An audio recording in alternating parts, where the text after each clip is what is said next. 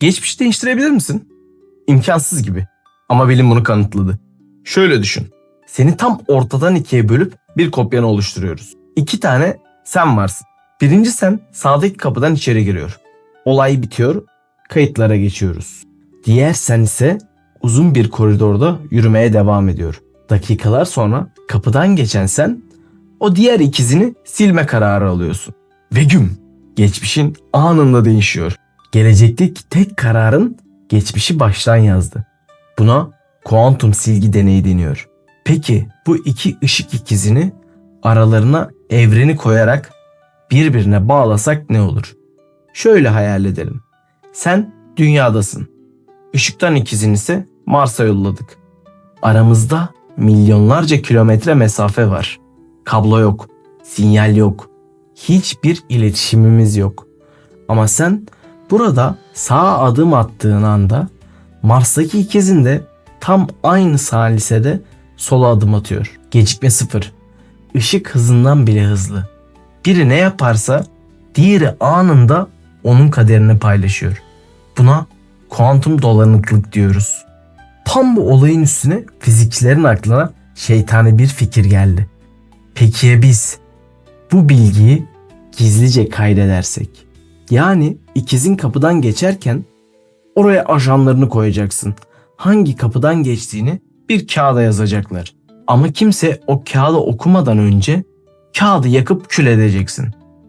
Bütün kanıtları evrenden sileceksin. İşte beyin yakan soru burada başladı. Karışmaması için bu iki ışık ikizine isim verelim. Birincisine Zod, ikincisine Doz diyelim.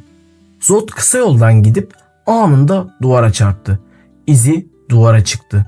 İşi çoktan bitti. Doz ise metrelerce uzun dolambaçlı bir koridora girdi. Yani Zod çoktan duvara çarpmışken, raporları tutulmuşken Doz henüz yolun ortasındaydı. Ve Doz'un koridorunun sonuna o ajanları koydular. Doz koridorun sonuna ulaştı. Bilim insanları butona bastı ve Doz'un hangi kapıdan geçtiğini gösteren o bütün bilgiyi sildiler. İşte o an tüyler ürperten bir şey oldu. Doz'un izi silindiği an saniyeler önce duvara çarpmış olan Zod sanki hiçbir şey olmamış gibi davranmaya başladı. Doz'un izi silindiği an o işi bitmiş olan Zod bir anda ayaklandı ve sanki izlenmiyormuş gibi davranmaya başladı. Peki bilgiyi silmeyip sakladıklarında ne oldu? Zod bu sefer sanki izlenmiş gibi davranıp duvarda tek bir çizgi bıraktı. Yani Doz için gelecekte verilen tek bir karar Zod'un geçmişini değiştirdi. Gelecek geçmişi baştan yazdı. O zaman geçmişe gidip verdiğim kötü kararları düzeltebilir miyim? Ne yazık ki hayır. Bu klasik bir zaman makinesi değil. Doz'un hamlesini beklemek zorundasın. Kısacası evren geçmişi gelecek ile oluşturuyor. Eğer geçmiş bile gelecekteki bir hamleyle değişebiliyorsa bizim bildiğimiz evren yasaları aslında nedir? Sana okutulan her şeyi unut. Evrenin temeli atomlar, sert parçacıklar falan değil. Evrenin temeli bilgi. Fizikçiler buna it from bit diyor. Yani her gerçeklik tek bir bilgi kırıntısından doğar. Zod ve Doz deneyi bize bunu kanıtladı. Kayıt varsa gerçeklik var, kayıt yoksa sadece ihtimaller var. Peki bakmak tam olarak ne demek? Gözlerimizden süper kahraman lazerleri mi çıkartıyoruz? Çoğu kişi gözlemci etkisi deyince insan bilincinin bir tür büyü yaptığını sanır. Ama durum öyle değil. Fizikte bakmak insan gözü veya bilinci demek değildir. Fizikte bakmak evrene silinemez bir iz bırakmak demektir. Şöyle düşün. Zod'a bakabilmen için üzerine en azından bir ışık tanesi göndermen gerekir. Ama kuantum dünyasında tek bir ışık tanesi bile Zod'a dev bir roket gibi çarpar. Onu rahatsız eder. Konumunu açık eder. İster sen bak, ister soğuk bir dedektör kayıt alsın. İsterse yanındaki tek bir atom o bilgiyi emsin. Sistem çevreye bilgi sızdırdığı an ihtimaller gerçekliğe dönüşür. Bilinç değil, bilgi gerçeği yaratır. Madem Doz gelecekte bir tuşa basıp Zod'un geçmişini değiştirebiliyor, biz neden kendi geçmişimize dönüp hatalarımızı silemiyoruz? Çünkü arada iki dev engel var. 1. Sen Zod gibi saklanamazsın. Zod'un geçmişini değiştirebilmek için duvara çarpan evrendeki hiçbir şeyin onu görmemesi gerekiyordu. Ama sen bir insansın.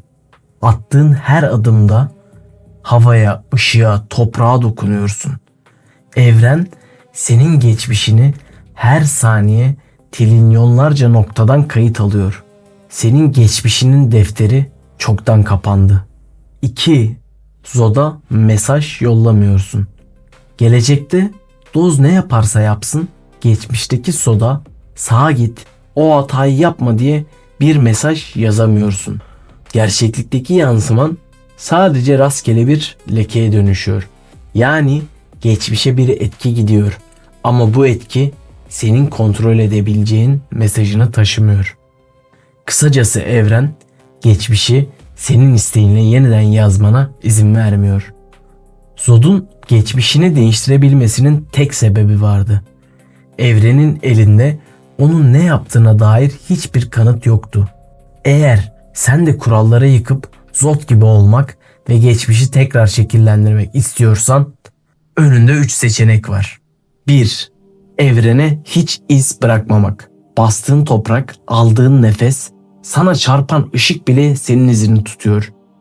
Hiç kimse ve hiçbir şey seni kaydetmezse geçmişin netleşemez. 2. Bütün delilleri aynı anda yok etmek. Doz, Zod'un kapıdan geçiş bilgisini sildiği için Zod'un geçmişi değişti.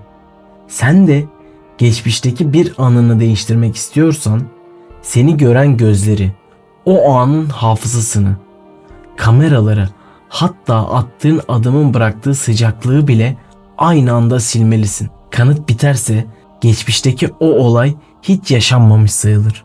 Kısacası kural çok basit.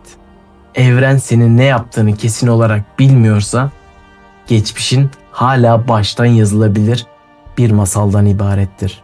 Eğer evrenin senin hakkındaki bütün kayıtlarını tek bir tuşla silme şansın olsaydı geçmişteki hangi olayı hiç yaşanmamış bir ihtimale dönüştürmek isterdin?